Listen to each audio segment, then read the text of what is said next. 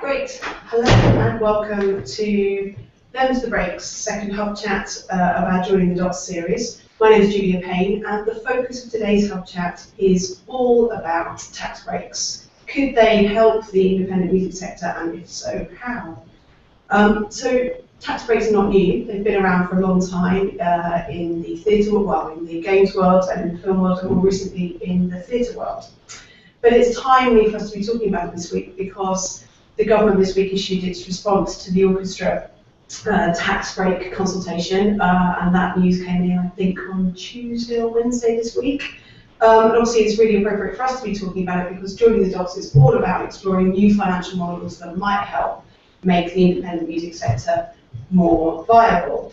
So we've got a great lineup, one of whom isn't here yet, so you'll see somebody enter stage left any minute. But we've also got some amazing video content that I wanted to tell you about. So we have content from interviews from Mark Pemberton at the ABO, Julie Bird from UK Theatre, Mike Weatherly MP, or former MP as of yesterday, and Horace Trewbridge from the Musicians Union, all of whom I met up with over the last couple of weeks, who had loads of really intelligent, really interesting stuff to say about tax rates. So I would urge you to have a look at that. All of those interviews are, if you're watching live, we're in the sidebar of the Hangout, and if you're not watching live, you can view those on our YouTube channel, the Hub Music.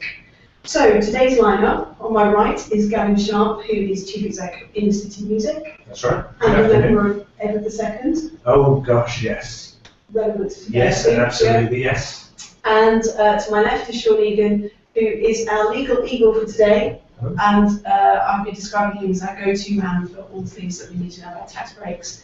And then joining us, actually, it's a bit like one of the election debates, isn't it? We've empty-chaired Mark Davyd from the Music Venue Trust, who is just, as we speak, hopefully arriving from Mayor of London's Music Summit. So, sorry, he's not here to join us. But, so today's question is all about if and how tax breaks could help producers, venues, musicians working in independent music. Sean, I wanted to ask you to kick us off. My logic or reason for wanting to do this hub chat was because I first raised the issue of tax breaks back in December at a Music Venues Trust Day, Venues Day, and I must admit to a degree of ignorance when I kind of rather give people my hand up and ask Mike Weatherly in response to his question about tell us what you think the government might be able to do for the independent music sector, and I just asked him about the likelihood of introducing tax breaks for venues and bands. And it sort of gathered up a head of steam, didn't it? It became the thing that everybody was talking about. And then over the months I realised that actually everybody's default position is tax breaks, wow, golden egg. We definitely want some of those. Everybody else has got them, we want them. But I'm not sure how many people actually really understand what the fundamentals of tax breaks are. So I wondered if you could sort of do a 2-minute idiot's guide to tax breaks. I think we need to go back to the film tax breaks. 10 or 20 years they've been in place, and they were much more generous in the past. And there was a sense in which they were too generous, and that the current arrangement we have is a less generous, but still valuable tax break. And it's presented as a means of encouraging activity. So it's for the creation costs. You get a portion of those creation costs back.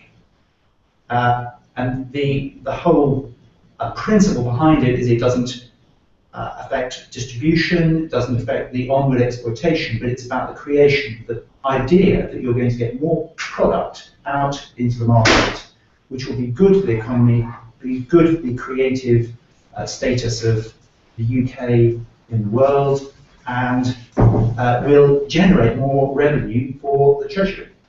So we're now at a stage where these creative tax breaks are coming through thick and fast in a way that we had to wait so many years for any engagement with Treasury, and now to have George Osborne in particular leading the way is very good news. But I think that from a theatre point of view, the amount that will be seen to come in through the theatre tax relief will not equate to the cuts in grant aid over this Parliament for the arts. So I think we do need to get it in perspective. So that's that concern that lots of people in the arts have been talking about, that any additional sort of financial impact, input that the government wants to sort of develop should be in addition to grant aid rather than instead of this gradual sort of eroding away of granted aid. It's definitely a philosophical approach. Yeah. Some people like grant aid, some people don't like it. Yeah. And we're seeing in an environment where the government does not particularly like it and would rather reward people for spending money and activity rather than actually allocating sums of money to people in the belief that they will create good art. And could you just, because it's so new, could you just give us maybe 30 seconds on the orchestra tax? Right. Consultation? I mean, it's really a misnomer. It shouldn't be called the orchestra tax relief anymore because it's not limited to orchestral bands. It's any group of 12 or more musicians who are presenting touring performances. But they do have to constitute themselves as a limited company, or whoever is producing performances does, in order to access this tax relief. It can be accessed by charities as well as non-charities. It's nothing to do with the content, as long as you are not rock or pop. Yeah. Whatever that means. I suspect we'll come back to that one. So I mentioned earlier the videos that we'd made earlier in the week. Oh, hello, Mark. Hi. We empty-chaired you earlier. You No. got David Cameron. Oh, David Cameron for 5 minutes. minutes. Yeah. That So sounds thank good. Shouldn't be good description. Anyway, but I went to see Mark and Julian earlier this week, and asked them. One of the things I asked them was for their advice for anybody working in independent music, what advice they would give to us in light of their experience of working on the consultations that they've been through. And they had some fundamentals that they wanted to share with us to make sure that the debate was informed. One of which was, I know that you were going to come back on this, Sean, but was around the idea of tax breaks being about sort of market failure and there to kind of incentivise growth, enable growth to happen, and also being a way of increasing investment into art happening. And the fundamental thing being that they are there, as you were saying, to support the production of new work, so commissions, those sorts of things, the creation of new work, rather than just the moving round of that work or the distribution and presentation of that work. So as an example, it would be about the commission, but not about the performance. The other thing that really came through from what they were saying to me was that there's always, the way that it's worked is it's almost been like a sort of conveyor belt. So the shape, if you like, tax breaks was defined by how production and distribution worked in the film industry. And then because theatre kind of could fit into the same model, it was really easy to extend it to that. And then in order for the orchestra wanted it to work, they had to kind of fit it into those shapes as well. So if we are going to get anything in the independent music sector, we have to be thinking along those same lines. They have to be able to pick it up and drop it in. And they have to really, really understand what it is and isn't about. It has to be very clearly defined from a legislative point of view. So for instance, theatre is all about people playing a role. It can't be a poet just standing up and performing, I don't think. It can be circus, but so I wondered about the poet this morning, I assumed it couldn't, but so there are very clear definitions that exist in law. So I wanted to ask you, knowing what you know and hearing what you've heard from the interviews today, what you think, what your thoughts are about tax breaks and how they could help. So Gavin, probably wearing two hats, I think. Yes, and interestingly excluded under both. So, you know, I suppose the model is very much within theatre that you have producing theatres and receiving theatres. Producing theatres are given the task to commission and create and imagine new works. There is a wonderful utopian world where perhaps something similar could be funded within the UK. And we talk about the fact that to some extent we do that. We do get people together and get them to create new work and then do tours. Got DJ Yoda going out at the moment. His Breakfast Champions project came out of a project that we ran at ours. Now, getting the Arts Council to understand that that is how we are operating, and they are 250 metres round the corner from us and know us really well, has been in itself a massive challenge. And we are on a little bit, yeah, because we're not funded to do that, particularly. We just kind of do it. But most music venues, as Mark will probably tell you later, are much more cultural spaces that facilitate young people, creatives, musicians, to showcase and present their work. So largely, they just don't fit into that. We almost fit into it in some respects sometimes, but are we ever going to be able to convince anyone? Certainly, I can't see how we would fit into it under any of the legislature that's either proposed or currently in existence. But for me, it's just the same activity, but we are not going to get. So where are your artists at? So thinking about this yes. from an artist's point of view, can you see a way in which bands could organise themselves in order to be eligible?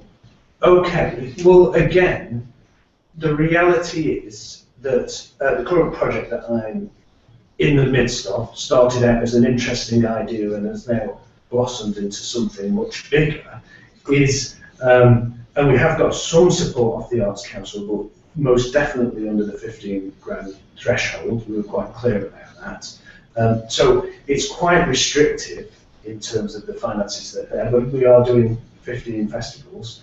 There's 8 of us, and just making the things stack up with 8 is a big enough challenge, and therefore the leap to go into 12, I think would would be difficult. Apart from, of course, it's the same thing in terms of perception. I suppose if I do go away and employ another 4 musicians and add a string section into it, do I suddenly become eligible for relief? I suppose I probably do. And we talked before about in fact, I might do it. we talked before about the fact that in order to be eligible for it, you have to be a legal entity as well, and about how many bands actually are legal entities in that sense. Well, and they're not. Largely the structure is, again, it's just historical, isn't it? It tends to be a person who has an idea, who surrounds himself with other musicians, and it's effectively operates, or certainly this is my understanding, that you're acting as a partnership, or it's a sole trader with subcontractees. It's one of those two things. But it's very rarely constituted as, I am a musical creative, and therefore I am going to set myself up as a limited company and just hire. Some people do it, but in our sector, can you think of anyone? Very few and far between, isn't it? It's just not how it's done. It's not at the grassroots level, I think that's a big issue. Yeah. And so going back to sort of the venue thinking, because I was explaining before that the kind of the kick-off point for this debate was really me putting my hand up venues day and asking Mike, and then the room kind of like tax breaks. So what about your views on tax breaks? How long have you got? 4 minutes. Okay, that's good. The issue is that I think there is an emerging argument. We're talking about market failure. There's a very clear market failure at the grassroots sector level. You can see it with the closures of venues where you can. I've just come from the Mayor of London's Music Venue Task Force meeting. The immediate outcome from that is that there is a identifiable and quantifiable drop-off in the number of music venues in London to a high degree. We're talking about 36% decline over 8 years. And that is driven by a number of different factors to do with the perception of, in our opinion, the perception that they've not been seen as cultural spaces in the way that other parts of the sector have. Once you get to that point, you start looking at what you could do that would actually support that grassroots music sector. And I was very drawn to the tax breaks thing on Venues Day. I have to say that at this point, I'm not quite as convinced. I'm highly in favour of tax breaks, don't get me wrong. I think actually the music industry has a good cultural argument for tax breaks. However, would they really impact at the grassroots music thing, where we can definitely say there's a market failure? And I'm not as convinced at all, if I'm honest. Sean, what's your take on that? Coming from seeing the theatre tax break go all the way through consultation and change during consultation, and see the orchestra tax break change during consultation, and see the ways in which there was a willingness to bring it through, but there's also nervousness, because we've seen this in the recent press. Politically, it's very, there's lots of banana skins. So we had the, but you're not giving tax breaks to brass bands and pipe bands. And so, understandably, the Treasury are very cautious about this. So they would need to put a tax break together where they were not going to be subject to those sorts of catcalls. And that's quite difficult, because it seems to me that the music industry, almost more than the theatre industry, is totally integrated, and you can't separate out one deserving element from another. And so they all operate on largely the same basis, but they just focus on different areas because that's the desire to promote that sort of music. Perhaps that's wrong. I'm going to disagree. Okay. I think there is a clear argument emerging that the grassroots music venues are specifically cultural spaces and perform a part of the cultural function that is similar to art centres and theatres, much more than the rest of the music industry. And I'm not just saying that because I'm the CEO of Music Industry Trust. I've worked in the music industry. I think what you do point towards there, though, is that I don't think the music industry collectively would be able to argue a kind of cultural parity of methodology and operation that in any way currently reflects what happens in the film and theatre industry. And that would be my problem with, as you say, the banana skins that are on their path. And is that because we can't organise, or because it's not true? I think it's because we have a very very aggressively capitalist version of cultural profiteering within the music industry, which is fine because it's worked over a number of years. But we keep talking about market failure, and I think where we're actually seeing a particular sector of that industry that does pretty much all the research and development for live music, certainly, and we're looking at where are those festival headlines going to come from. If we want a top tier that really is able to pluck those talents out and to make money out of them, to export them, to make all this money we keep hearing about, do we have a model whereby the grassroots activity is rewarded for that work that it does? And we don't. Can I just pick up one thing which I think is very interesting, which is why the tax break came in to theatre fairly easily, which is it applied irrespective of scale. And I think that what you're looking for is support at a particular scale, and not at the higher scale. And I think the philosophy behind the tax break is you give the same percentage however many people come to see the particular performance. And that really goes against the philosophy of the tax break. And I think that's why I'm not completely against the concept of the tax break. I think there's a very deserving case here, but I think it's quite complex. I think it really does relate in the way that it does with theatre. It relates to risk taking, and once you start asking about risk taking, you have to ask who's taking the risks. And actually, I'll just do 30 seconds. I have this incredibly brilliant concept for a video in which Ed Sheeran stands next to Wembley Stadium on the night before he plays his 3 sold-out shows, and he's got a guitar case and it's full of £50 notes. And every venue in the country at a grassroots level that's lost £50 or £100 walks up and takes their £50 or £100 back, and Ed shakes them by the hand. We put that on YouTube so that everybody can understand that Ed Sheeran can play 3 nights at Wembley Stadium because all those promoters believed in enough to hand him £50 and lose £50 and £100. How do we do that within our industry? We don't do it at all. And can we achieve it through a tax break? I'm not sure. So that is almost like it was scripted, which actually it wasn't. But when I went to see Horace Troubridge from the Musicians Union last week, he was very enthusiastic about the development of the orchestra tax break. Thought that was a great idea. but was also fairly sceptical about the value that tax breaks could have for music venues and musicians. His opening line being, well, they don't really earn enough for a tax break to be very meaningful. But he very quickly started to talk to me about the other financial measures that he thought could have an impact for independent music. And he talked about business rate concessions. He talked about something that I know that you're very keen about, Mark, the PRS tariffs, about the reduction in particular of the minimum one, which is £37 at the moment, regardless of whether you've got 2 or 200 people there, that sort of thing.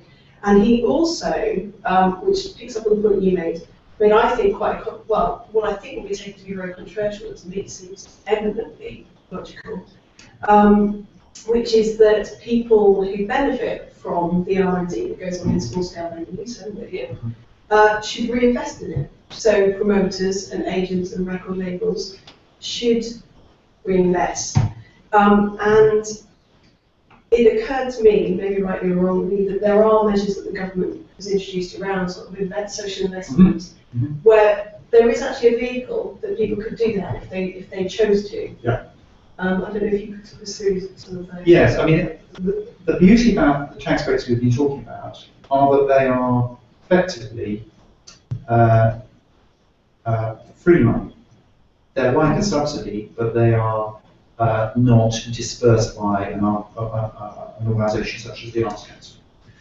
There are a number of other measures in place which are encouraging people to invest in certain sorts of activity. The Enterprise Investment Scheme and the Seed Enterprise Investment Scheme are very notable.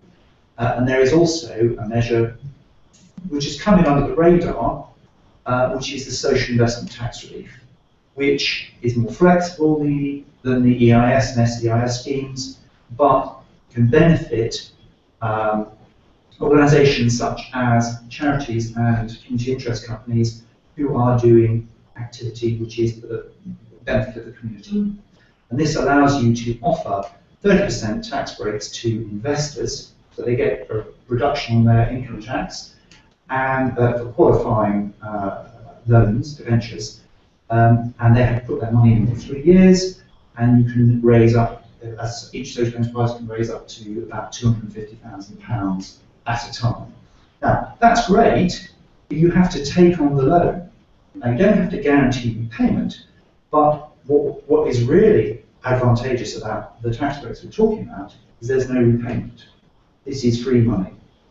And I don't see too many arts organisations wanting to take on additional obligations. Now, the social investment tax relief is sufficiently flexible that you don't have to do that.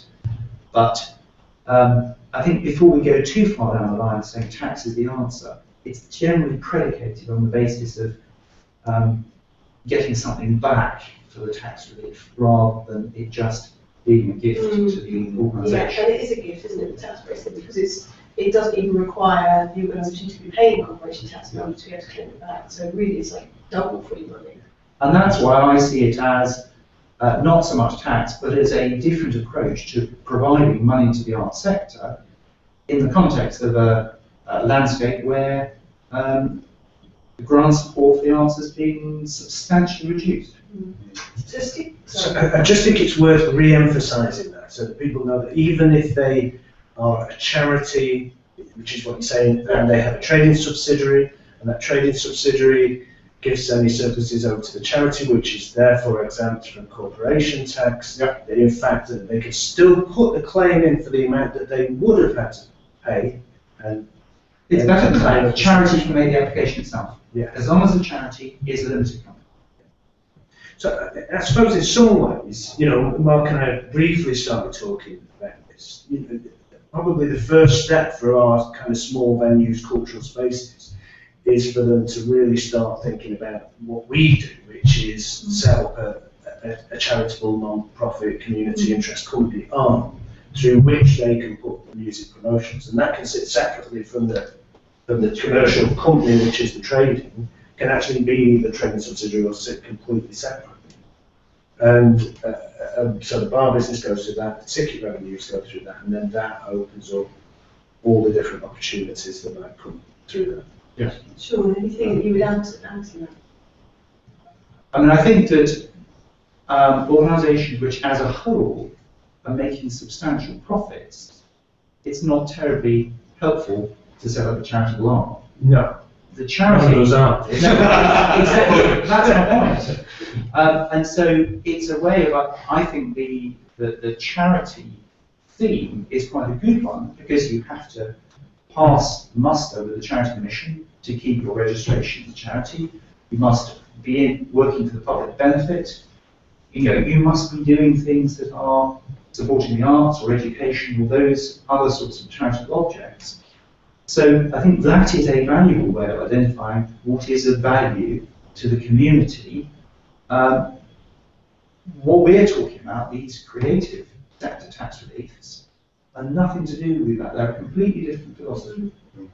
I'm not knocking them, but they don't fill the hole, and they're focused on different areas.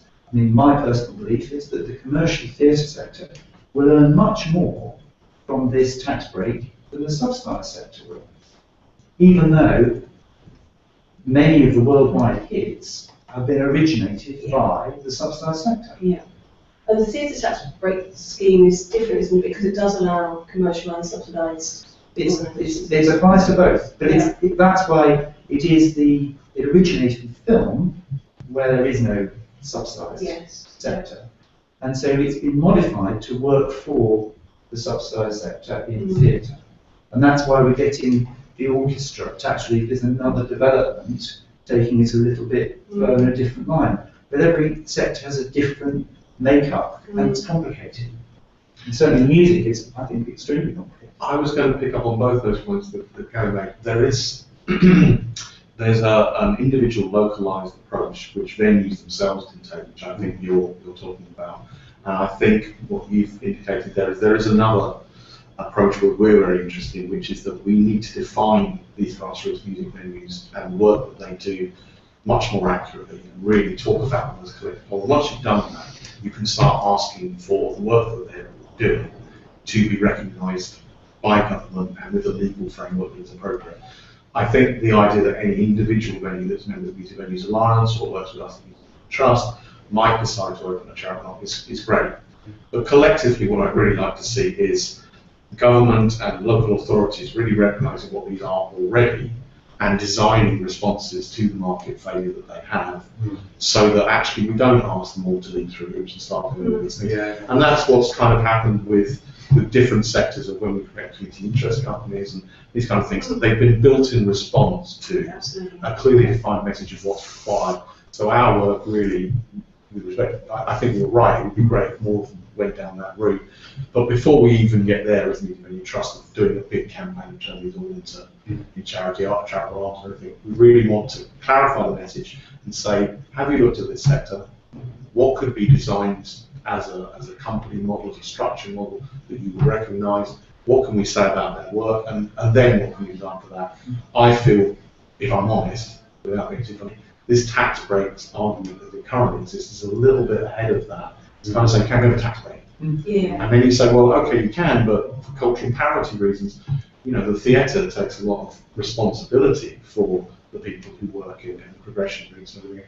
I'm sure music industry does that. And I kind of wonder if you give them the tax break, will it make them do it? Or do they just want a tax break because it sounds nice? It's kind of the question. I think the issue about commercial versus subsidised is quite an interesting one, because your organisation is funded regularly by the Arts Council. Yeah. You operate in a very commercial fashion, and that mixed economy is really, really crucial. Yeah. So it's not. I suppose the same is true for National Theatre, which is part of the subsidised sector. But I'm just thinking that in terms, it's very muddy for music, isn't it? Because venues operate with very sort of mixed economies. And I'm just wondering that even if we self-organise and begin to describe ourselves, whether there is just too much muddiness in the way that a venue operates. So, for instance, I've heard repeatedly over the last couple of weeks that the government is not going to invest in rock and pop because they think it is commercial. And so Mark was saying that when they did the orchestra consultation, they kept repeatedly hearing, we're not going to give Coldplay a tax break. So apparently what was the kind of the shorthand for it. Well, they've already given one to take that. So I just wonder, in terms of venues, you know, they've got different kinds of music every night, different kinds of deals being done. It's just, you know, it's very complicated. I agree, but I don't think it's impossible to describe it with clarity and say, look, the functions of this, this, and this. And in fact, we're working on a 6-point document. And the number one, I'm all in favour of evidence and research and backed up arguments. I think it's the thing to do. But the number one item on our 6-point list is the elephant test. Does it look like a music venue? If you went out to a kid in the street with a guitar and asked him where he wants to play, he'll tell you the name of the music venue almost immediately. I mean, virtually every city and town in the whole of the UK has got one. These are aspirational places for people to go and play. They take massive amounts of risk, which they expect no return on, really. We're fortunate to have in the UK around about 200 insane people who want to do this and are really passionate about it. And all we need to do is just create market conditions in which they can do that. And I don't think, I know it sounds terribly, you know, vision-driven and huge. I don't think it's that difficult. You know, to be honest, I think it will be very easy. There is currently a discussion around rate relief for newspapers. Now, newspapers are the most aggressively capitalist, you know, market, but we recognise there's market failure there, and a simple way to respond to that is to just say, let's give them rate relief. I think that's going to go through. Sure. I personally take the view that if it's not done in time, once you've lost these venues, you will never get them back. Yeah. And that is what we're seeing in the arts. In the next 4 years, there is going to be more austerity. We will lose the capacity that we've had and built up over decades. And it sounds as though there's a mirror potentially happening for different reasons, but it's still happening with the smaller music venues. And I think unless the voting public cherish these things more, they will lose them and regret them afterwards. Are there other financial measures, Mark, that you've been thinking about that you think could help? Definitely, rate relief is an obvious one. Yeah. I'll leave out specifics, but there are venues in London that are paying over £50,000 a year in business rates to run under 300 capacity venues. It just makes no sense. No. It's done. We think there are some, as you mentioned, the PRS. I mean, the minimum fee. I understand how it emerged, but at this point, it's a tax on risk taking. Yeah.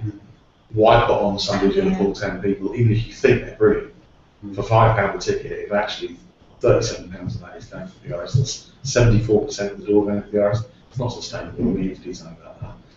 Our actual overall opinion is that the first thing you can do, because I have to say Gavin is not typical. He's a little bit too informed. He's got too many knows too much.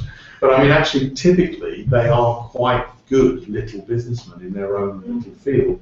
So actually, just take the pressure off them. You know, I mean, if you reduce the cost of renewing the license because we stop describing, just been in the mayor's meeting, in their own thing it says when you're doing this, blah blah blah, blah nuisance. Take that out. You know, if you stop telling licensing officers it's a nuisance and you tell them it's a really valued cultural space, then the licensing process will be reduced massively. And Aura from the village I'm going to say they have 76 conditions on their license. It's a ridiculous amount of red tape. They're trying to generate new music and really act in what is obviously a culturally significant way. Just give them a little bit of space to do it. After that, your question was about it's in a circle of decline, as you were describing. It's in the offer is getting worse. Ticket prices go down because the offer is worse. There's less money, so the quality goes down. And we need to create what I would describe as like a virtuous circle, where we put investment in, the quality of the offer goes up, the ticket price goes up, the value of the experience goes up, people feel more comfortable, go there with their families, and they want to be involved in the music venue, and that will create something.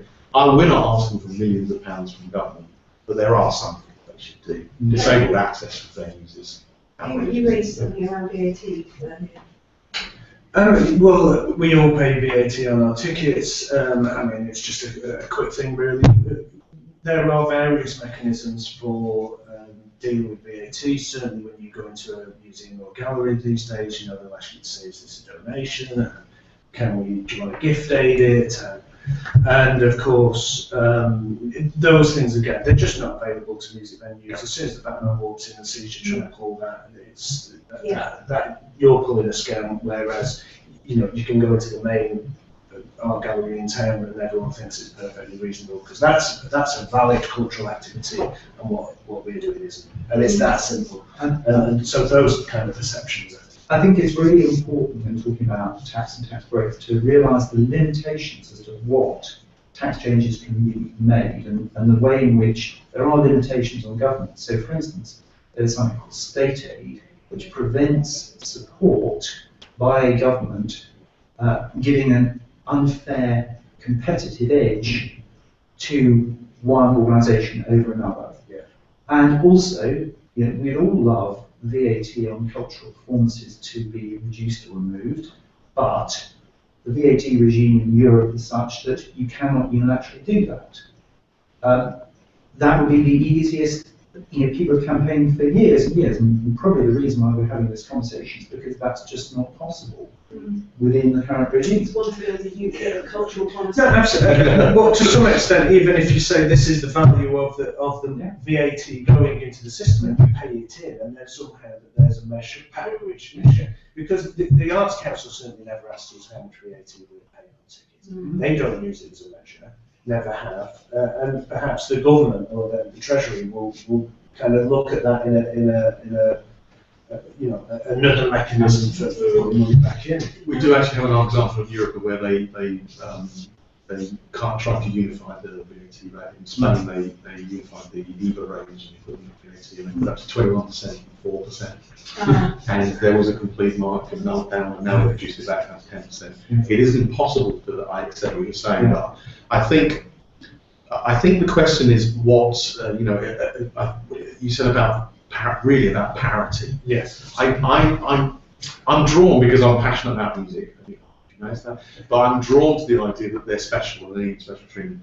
Even before we get there, I would simply like them to be put in that box next to the art gallery. Absolutely. Taken out of that box next to the licensed premises and just put over there. Absolutely. And then I'd like to walk into a local authority and say, do you know what? I've had a look at your cultural plan and it mentions everything else except your live music venue. You know, there was a thing in Brighton this week where Mark Stack has very successfully managed to get Brighton Council on board and take a look at what's happened to their music venues. That's fantastic. Yeah. But go onto their website. Yeah. What's on Brighton doesn't contain any music venues. I mean, Brighton is a music city. I mean, it's weird, to be honest. It's remarkable. I'm going to get this in before we finish. But in Manchester, we have another theatre. I won't name it. I like it. I'm a regular. I go there. I love it. Who attract almost exactly the same number as us. They're effectively on the inner ring road as we are. They're a theatre. They develop programs for young people as we do. They're almost exactly the same, except they are a theatre and we are a music venue. And yes, we do everything right, and we're not for profit. We're constituted as a charity and we do draw down funds. The theatre, exactly the same, draws down 8 times the funding. Not 80% more, not 50%. 800% more. That's just from the Arts Council. They probably draw down, I don't know, I'm not going to say how much they draw down from the City Council, but again, considerably more. They will be on 10 times the value. And that is fundamentally the problem, is that culturally we are not regarded as valuable or making it as valuable a contribution to the cultural sector as theatres, classical music. And it's fundamentally, it's a historic class-driven perception.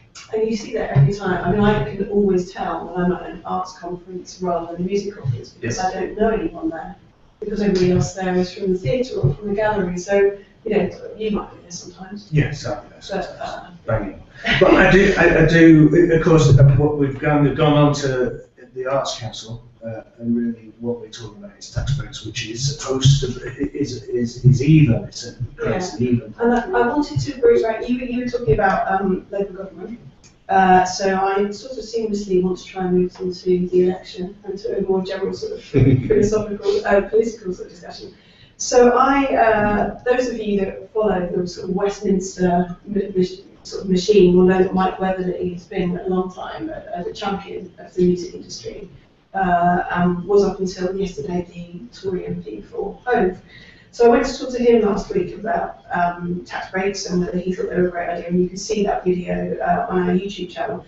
But we had quite a long chat about can we make any difference by lobbying? Should we be trying? Should we be talking to our politicians? And he was absolutely insistent that we should. And he had a really interesting point to make, which was that actually politicians of any political hue are desperate to meet normal people.